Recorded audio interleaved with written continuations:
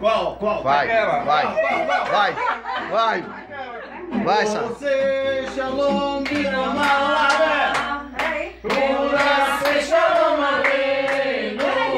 Vem, amor, Israel. Vem, tudo, amém. Yahshua Shalom, Yahshua Shalom. Shalom, Aleinu. Vem, amor, Israel. Yahshua Shalom, Yahshua Shalom. Shalom, Aleinu. Vem, amor, Israel. Mano! Você, Shalom, Biramalavé. Yahshua Shalom, Aleinu. Vem, amor, Israel. Vem,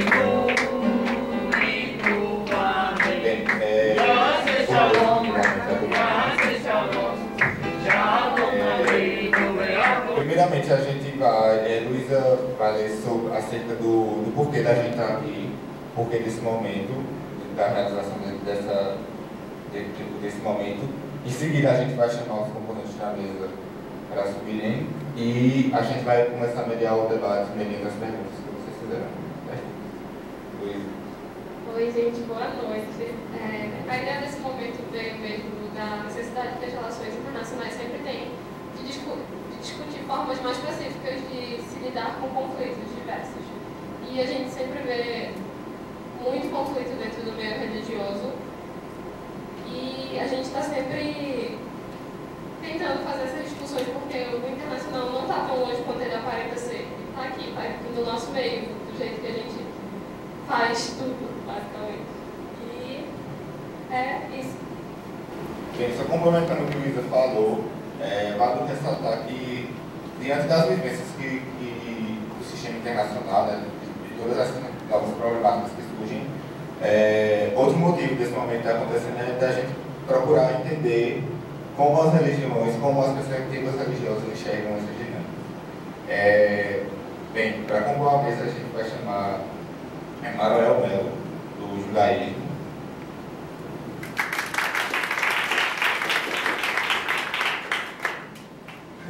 Ana Keila, das terapias alternativas.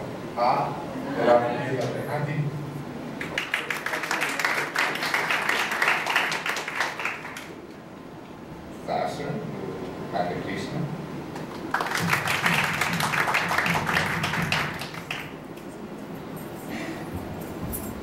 Cláudio Vinhares, representando a Igreja Anglicana.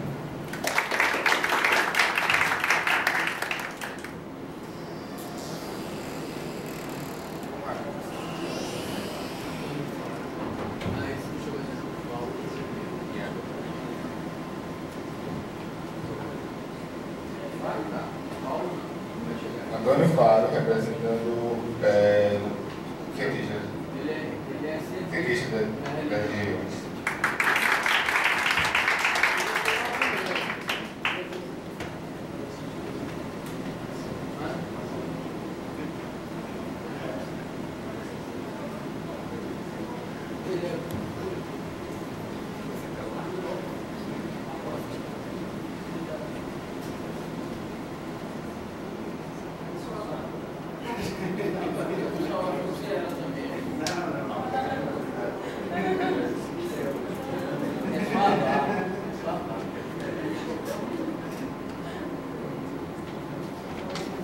Bem, Luísa vai estar aqui ajudando o vestuário aqui em cima.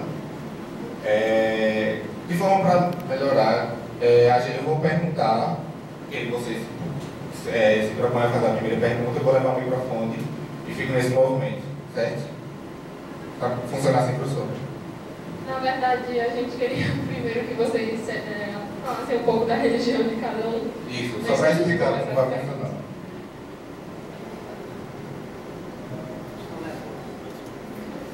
Bom, mais do que falar da minha religião, eu vou falar da minha atividade como pesquisador, né? Porque eu estou aqui como pesquisador das religiões, né? Eu fiz mestrado em ciência da religião e o meu campo de estudo é mais o cristianismo e é a visão do homem, a antropologia que nasce do cristianismo e a partir daí estou desenvolvendo uma pesquisa, comecei aqui na SES, da antropologia, da visão do homem que nasce a partir das grandes religiões, né? Então, estou aqui também para aprender com os representantes aqui das diversas religiões. Uma pena não ter chegado ainda ao representante dos muçulmanos, mas eu acho que vai chegar, né? Boa noite a todos. Me chamo Aurélio Melo, sou judeu e acho que não tem muito o que falar sobre o judaísmo, mas cremos no monoteísmo, semelhante ao Islã e ao cristianismo, tendo enfoque nos 5 primeiros livros da Bíblia, que é lá o Pentateuco, né? Em hebraico chamamos de Torá.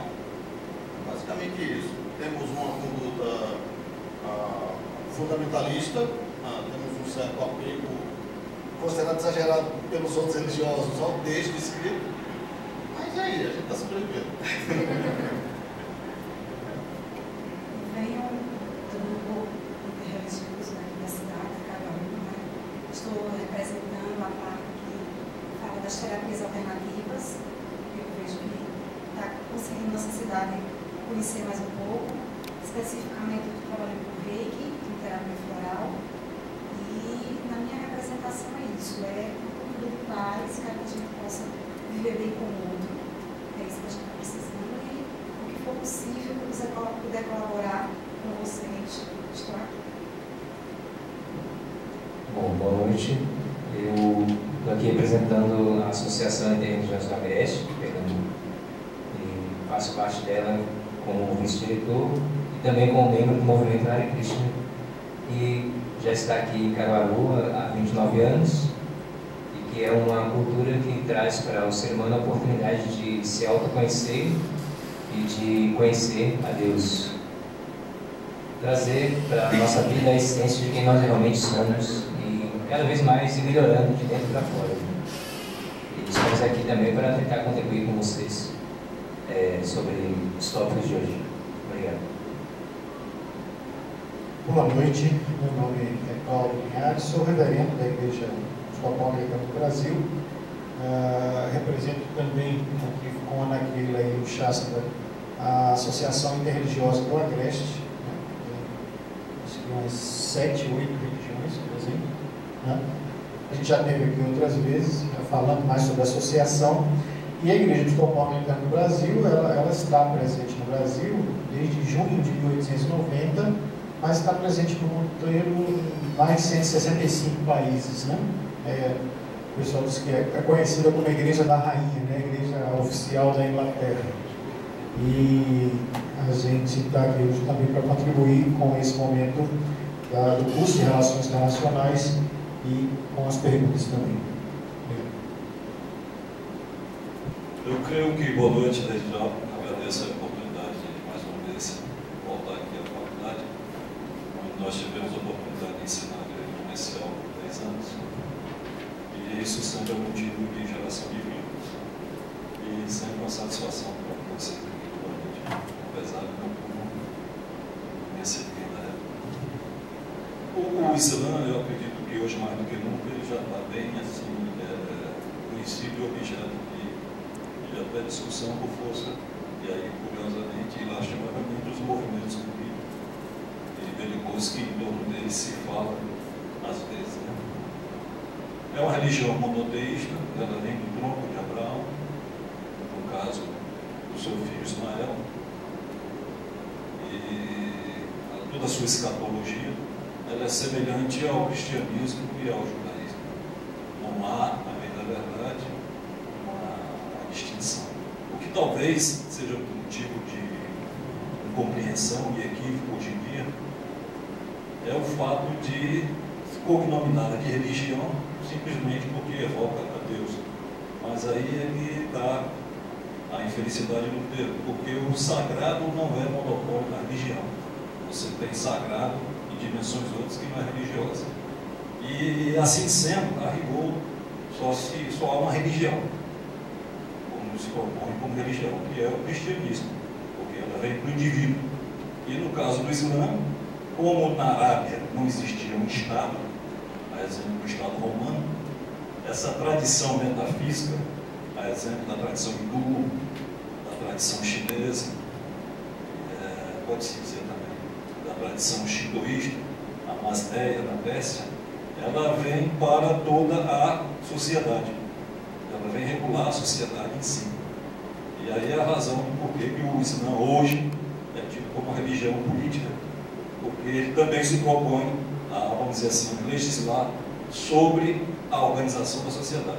Então, a rigor, fora esse detalhe, a sua semelhança com o cristianismo e o judaísmo, do ponto de vista dos valores, da crença no Deus único, na vida após a morte, nos anjos, acreditar nos profetas, nos livros sagrados, e aí vai inclusive a Torá e o Evangelho, ela não se difere das demais religiões, só essa dimensão política. Eu creio que aí já dá uma noção para, em cima disso, se tentar encarar os problemas que acontecem hoje no mundo contemporâneo, tanto no Ocidente como no próprio Oriente.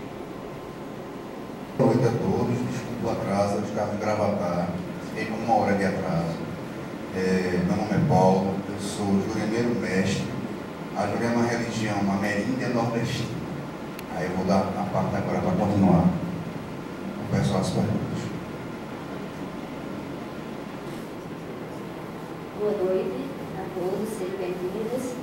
E a minha pergunta é geral, gostaria que todos, dentro das suas religiões, como é aceito a questão de gênero, da diversidade de gênero no meio social? Oi. Seu nome? Josélia. A Igreja Episcopal Anglicana no Brasil, ela trabalha já há algum tempo com a questão da inclusão da mulher também no ministério, né? Quem olha para a Igreja Episcopal Anglicana no Brasil, para chegar a uma celebração, vai pensar que é uma missa católica, né? Mas como um padrinho meu de casamento conheceu a igreja em Orlando, nos Estados Unidos, e ele estava desavisado, achando que estava numa igreja católica, quando viu que tinha uma mulher celebrando. E aí isso foi espantoso para ele, e foi o que o aproximou da igreja, né? Além também de outros fatores. Então a igreja anglicana, ela já trabalha a questão da inclusão da mulher no sacerdócio. Na igreja, no Brasil, existem diáconas e presbíteras, né? A minha esposa, inclusive, que é a presidente da associação, é presbítera da igreja anglicana, né? Naquela mesma lógica da igreja católica, diácono, presbítero e bispo, certo? Então, diácono, presbítero e bispa, né? No Brasil, a gente ainda não tem uma mulher sagrada bispa, mas nos Estados Unidos, até bem pouco tempo, a principal figura do poder eclesiástico lá, que é o chamado bispo primaz, era a bispa Catherine, né? Que era a maior instância. Então, quer dizer, no Brasil comemorou 30 anos, há 2 anos atrás, 32 anos já, da primeira ordenação de mulheres no sacerdócio. Então, claro, isso nem sempre é tão tranquilo, né? Se eu dissesse para você que no Brasil inteiro não tem um cantor que não tem uma certa resistência ainda, uma certa dificuldade, existe. Mas a igreja, dentro da sua liturgia, inclusive, já há a questão da inclusão de gênero, né?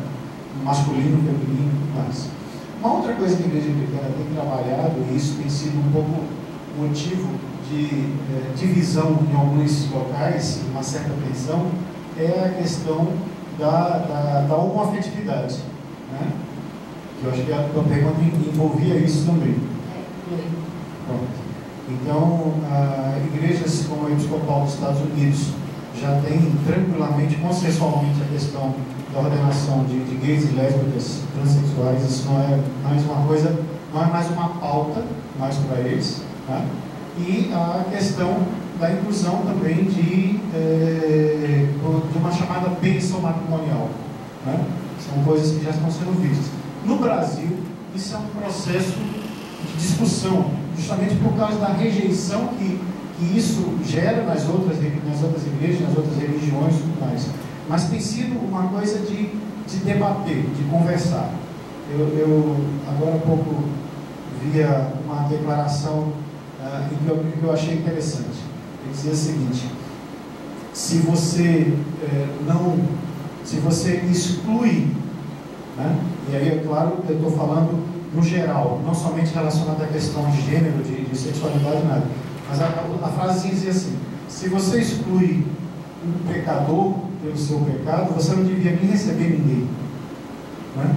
Porque até de acordo com o texto da Bíblia, todos pecaram, né?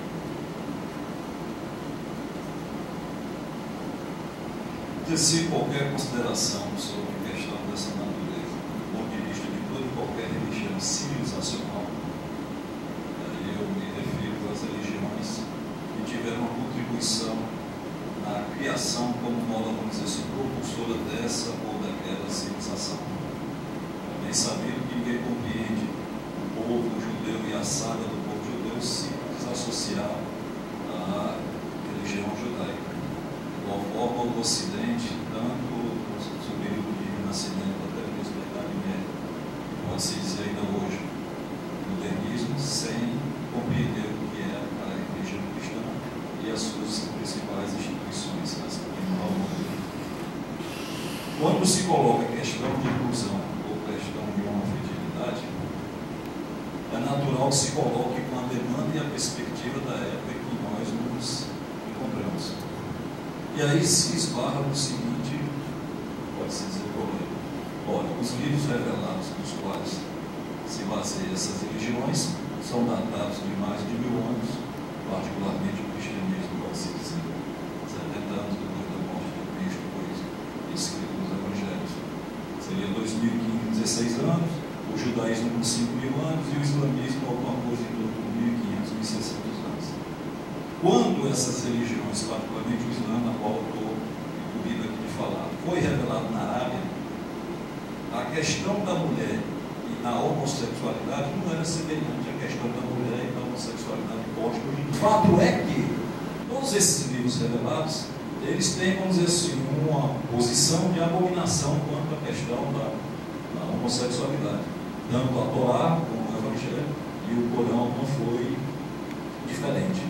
Por quê? Porque no mundo da manifestação, no que se diz respeito ao ser humano, existe de igual forma um tipo de polaridade. E você, à medida que está sob os efeitos e a influência e as regras da polaridade, você tem que viver do seu nascedor à sua morte. Porque é assim o mundo da manifestação. Você pode observar, tem dia, noite, branco, preto, claro, escuro, forte e fraco, intenso, ameno. Pode observar que o mundo em si é de polaridade. E as pessoas que hoje optam por essa postura, deliberadamente, por conta própria, elas são oriundas de uma polaridade. Então, toda e qualquer civilização, toda e qualquer religião civilizacional, ela vai sempre chamar o olhar para a polaridade. O que acontece no mundo islâmico, e lá também tem a homossexualidade, como tem no Ocidente, é que as pessoas não se miscuem, porque é uma questão pessoal. O que se exorta nessas civilizações é que as pessoas tenham discrição, inclusive no que diz respeito à heterossexualidade.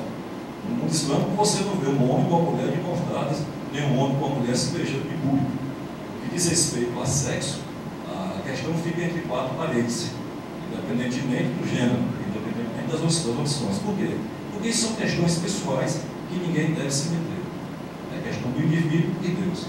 Mas no livro, de fato, existe uma exortação no sentido de se evitar esse tipo de conduta, mas isso não sugere necessariamente uma discriminação, porque a sexualidade ela não é ostensiva, tanto a heterossexualidade como a homossexualidade, ela não é colocada em público.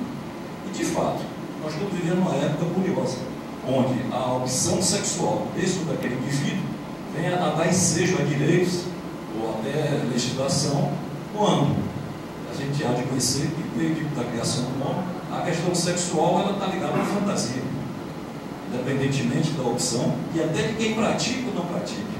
O sexo sempre está em torno de uma fantasia. E assim sendo, é questão pessoal de cada indivíduo, onde o Estado não deve se miscuir, se meter. Essa é a postura que se estuda e se observa hoje nos países que ainda tentam viver a tradição islâmica que hoje não se vive como na origem. É bom que se tenha consciência de que o mundo islâmico está em crise. ele vive com uma influência de modernidade muito grande. Você vai para qualquer capital de qualquer país do Oriente, você vê mais a modernidade do que propriamente a tradição. Então, você está passando, vamos dizer assim, por mudança. E, lógico, mudança de comportamento também. Então, não tem nada, vamos dizer assim, ferrado, batido e correto do ponto de vista de uma sociedade. Você vai ter sempre, vamos dizer assim, variações ou digressões, a depender dessa ou daquela civilização.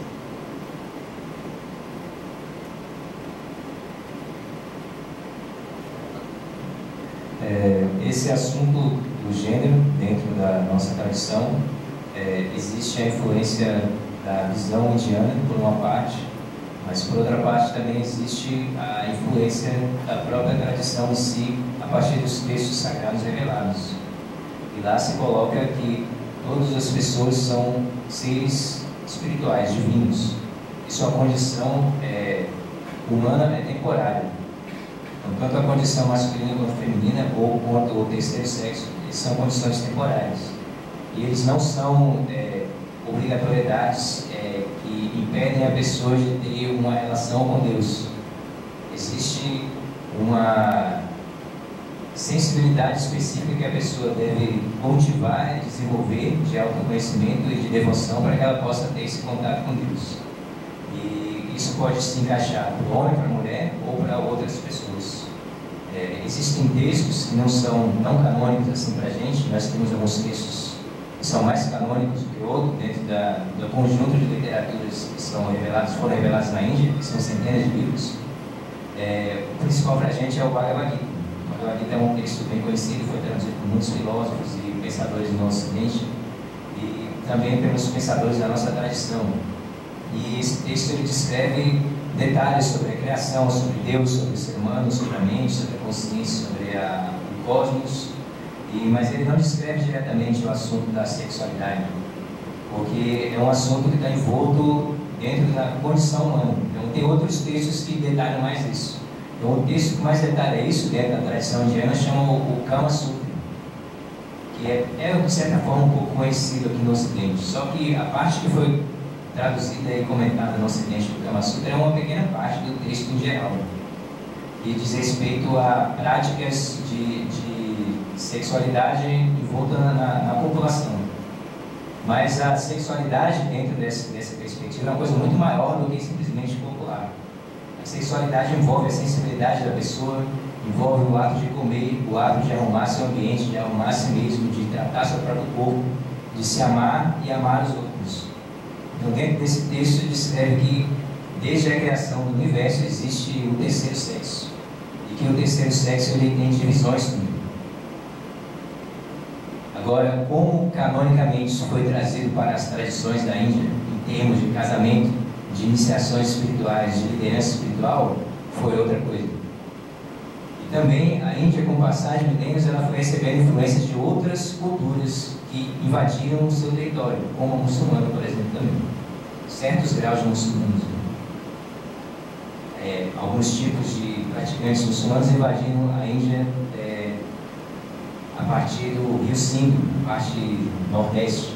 E isso foi muito comum e influenciou, de certa forma, bastante, principalmente o tratamento com o sexo feminino desde essa época. E quando se trata da questão da posição da mulher dentro da tradição indiana, hoje a influência que isso provocou essa aculturação muçulmana dentro da Índia foi muito maior do que na própria tradição milenar que existia antes. Dentro da tradição milenar que existia antes, a partir das revelações dos textos sagrados, dos Vedas, se vê mulheres que ocupavam posições de liderança espiritual, mulheres que eram ascetas, mulheres que cuidavam da casa, mulheres que eram pensadoras, mulheres que ocupavam todo tipo de funções que nós podemos conhecer que as mulheres ocupam hoje na nossa sociedade. Só que com o passar dos séculos isso foi mudando um pouco, embora que sempre na tradição ascética e espiritual existiram mulheres que se destacaram também. Agora, dentro da nossa tradição do Hare Krishna, como isso é aplicado, na nossa própria tradição existiram mulheres que foram líderes espirituais também. E do século XIX para cá não existiu isso. Tanto por uma questão de não ter tido mulheres que executaram essa tarefa, quanto pela questão de que do século XIX até o meio do século XX a nossa tradição foi reformada só dentro da Índia. E dentro da Índia existe uma dificuldade de eles enxergarem uma mulher em um posto de liderança espiritual ou até outros postos de liderança. E o nosso fundador do Hare Krishna no Ocidente, ele trouxe para cá essa cultura, todo esse marco civilizacional e espiritual, e ele viu aqui que o nosso trato entre os gêneros era diferente do que ele experimentava na Índia. Então, o que ele fez? Ele trouxe o conhecimento e aplicou o conhecimento e abriu isso para os homens e as mulheres em uma posição de igualdade, em termos sacerdotais, em termos de aplicação do conhecimento. Então, quando há uma função sacerdotal para a gente, no nosso termo de rito, que a gente tem essa questão também, a pessoa entra no altar e adora a divindade como está revelado dentro do altar. E a pessoa canta alguns mantras que são considerados secretos, que são dados pelo mestre. E na tradição indiana, em certo tempo, e atualmente como isso é colocado, as mulheres não recebem esse mantra, que se chama mantra Gayatri. Mas o nosso mestre, quando ele chegou no Ocidente, ele reformou isso e deu esse mantra para as mulheres também. Porque ele entende que homem e mulher são seres espirituais. Porque é isso que está nos textos sagrados. Não é apenas homem e mulher, isso é uma condição temporal. Não é assim que a gente trabalha essa reforma. A homoafetividade não existe o casamento sagrado, sacralizado dentro da tradição, porque, como o nosso irmão Rotênio falou, na nossa civilização antiga, como nós vivenciamos isso, não existia essa ritualização do casamento homossexual. Agora, os homossexuais são aceitos abertamente dentro da nossa tradição e existem muitas pessoas homossexuais dentro da nossa instituição. E existem pessoas são homossexuais que até são líderes espirituais, só que vivem na castidade, mas abertamente sabem que eles são homossexuais. E outras pessoas são homossexuais e vivem com seus pares civilmente. E essa é uma coisa também trabalhada por nós com uma visão espiritual de inclusão. Embora tenham pessoas também que sejam mente fechada, ou tenham uma perspectiva mais fechada em relação a isso, dentro da nossa instituição. No mundo moderno, como o nosso, falar sobre religião é complicado de qualquer forma. Por quê? Por que é complicado? Simplesmente porque quando se pensa em uma conduta religiosa, você está, se pensar em um mundo antigo, você imagina aí que tem meio que uma conexão íntima com Deus, você faz parte de um povo especial, e isso naturalmente, se você está incluso aí e o seu vizinho não, então você é superior ao seu vizinho, porque você está mais próximo de Deus do seu vizinho. No mundo antigo se pensa assim. No mundo de hoje, a gente tende a querer relativizar tudo, e não somente no campo da religião, em qualquer área a gente tende a relativizar tudo. E isso, se de certa forma, meio que provoca uma inclusão maior, por outro lado, acaba tornando-se meio pueril nos valores ostentados de outrora. Entende a ideia? Não é? Estamos falando sobre paz. E geralmente a gente confunde paz com silêncio. O fato de estar tudo calado não quer dizer que está em paz. Não é? Ora, imagine, por exemplo, que Deus nos livre, a gente vai saber que está com AIDS, mas ele ainda não fez o exame, ele não sabe que é soro positivo. E ele não tem nada de demais no corpo dele, ele se sente bem. No entanto, ele é uma ideia, ele vai morrer. Se ele não puder, ele vai morrer. O fato de não ter manifestado nenhuma dor, nenhum incômodo, não quer dizer que está tudo bem. Não é? Então, paz e silêncio não é sinônimo. E quando pensamos em paz no mundo moderno, pensamos em silêncio. E toda tensão que é gerada, ela procura ser trabalhada de forma que cause um certo comodismo. Eu acredito que talvez, sim, as religiões elas têm muito a contribuir para a paz mundial, mas eu acredito que o caminho da inclusão indiscriminada não vai ajudar. Não vai ajudar, pelo contrário, ela vai tornar a coisa um pouco mais confusa. Afinal de contas, olha, para que eu viva do jeito que eu bem entender, eu não preciso de religião. A ideia de você adotar uma religião é justamente, entenda, o pressuposto de que você quer se autodisciplinar para se conectar com algo que você considera maior. E a religião, ela não nasce, pelo menos não do ponto de vista do religioso, no caso dos religiosos aqui, da imaginação de alguém que é muito inteligente. A gente entende, acredita que houve um indivíduo elevado que teve uma conexão com Deus e Deus cada religião do seu jeito, transmitindo o escrito sagrado com parâmetros. Então, para o religioso, fugir desses parâmetros é, na verdade, desmerecer a revelação divina. E desmerecer a revelação divina, ora, então para que serve a religião? Não é? Então, o segredo para a paz não consiste em derrubar as barreiras que nos separam, mas defini-las saudavelmente. Há muitos princípios religiosos que servem para qualquer pessoa. E todo mundo, e aí sim, indistintivamente, elas vão poder se beneficiar, seja do conteúdo filosófico e moral do Islã, do hinduísmo, acho que é Hare Krishna, desculpa. Hare Krishna. Eu não consigo entender a descrição. Que legal. Muito bem. Do cristianismo e suas ramificações, do judaísmo. Tudo isso está incluído de valores universais. No entanto, dá para se apreciar tudo isso sem precisar colocar em xeque certos pontos fundamentais da própria estrutura religiosa. De outra forma, ela vai acabar ruindo e o mundo vai acabar vivendo de rótulos. Não é? A gente vai ver que um faz de conta, é justamente isso mais ou menos, de que é movido o mundo hoje através da TV, através do cinema, através da internet. A gente vê algumas coisas legais que nos emocionam, mas sabe que é tudo ficção.